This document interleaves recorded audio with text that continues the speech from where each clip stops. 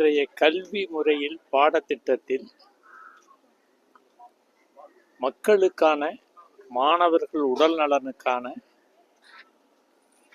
பாடத்திட்டங்கள் இடம்பெறுவது மிக மிக அவசியமான ஒன்று. நம்முடைய உடல் நலன், அதை பற்றிய விழிப்புணர்வு, அறியாமை, இவைகளை பற்றி முழுமையாக மாற்றத்தை கொண்டு வர வேண்டும். யாரையாவது இன்றைக்கு ஒரு மாணவனையோ அல்லது படித்த இளைஞனையோ உன்னுடைய வாழ்க்கையில் முதன்மைப்படுத்தப்பட வேண்டிய பண்புகள், அவைகளை பட்டியலிடுங்கள், அதில் முதன்மையானது எது என்று கேட்டால் வேறு எல்லாவற்றையும் சொல்லுவார்கள், உடல் நலன் என்ற அதை தவிர.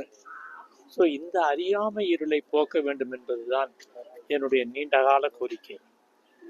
அதனால் உடல் நலன்தான், ஆரோக்கியம் இருந்தால்தான் அனைத்தையும் பெற முடியும். உடல் நலன்தான் மிக முக்கியமான ஒன்று.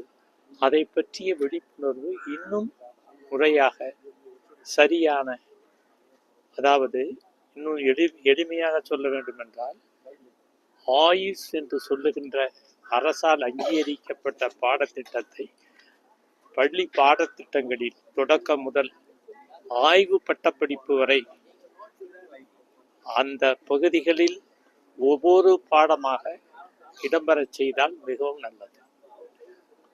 உடல் நலனை பற்றிய புரிதல், இந்த மண்ணின் மரபு சார்ந்த மருத்துவ முறைகள், அதுதான் ஆயுஷ். அதில் குறிப்பாக நேச்சுரோபதி,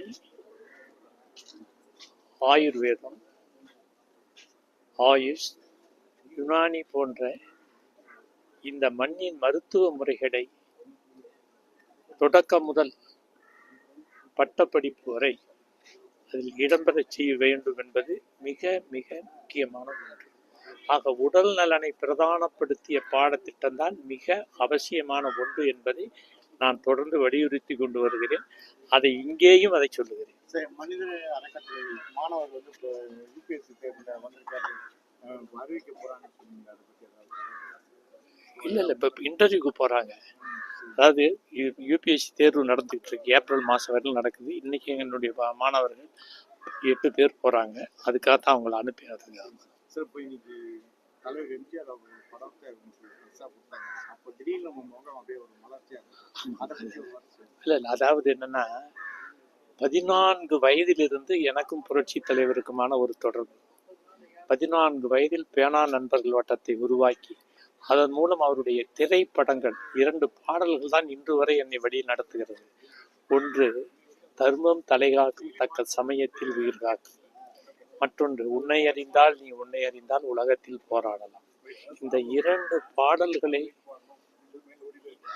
அந்த பாடல்களால் ஈர்க்கப்பட்டு அன்றிலிருந்து இன்று வரை நான் அவரை தலைவராக அல்ல, தலைவருக்கு மேலே அவரை ஒரு இறைவனாக பார்க்கிறேன், இறை தூதுவராக பார்க்கிறேன்.